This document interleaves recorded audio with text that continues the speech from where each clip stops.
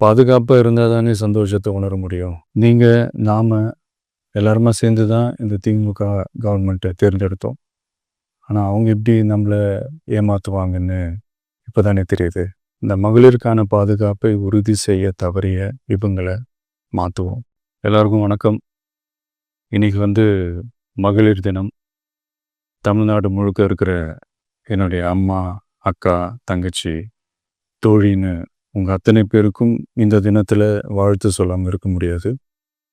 உங்கள் அனைவருக்கும் என்னுடைய மகளிர் தின வாழ்த்துக்கள். சந்தோஷம் தானே? பாதுகாப்பாக இருந்தால் தானே சந்தோஷத்தை உணர முடியும்.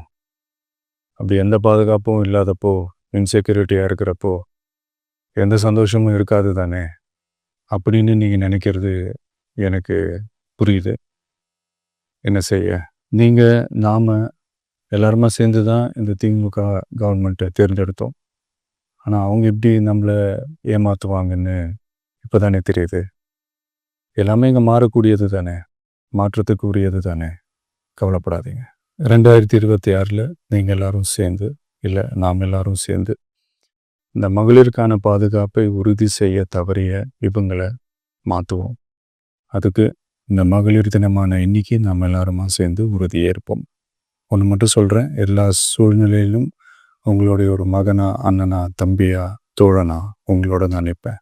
நன்றி, வணக்கம்.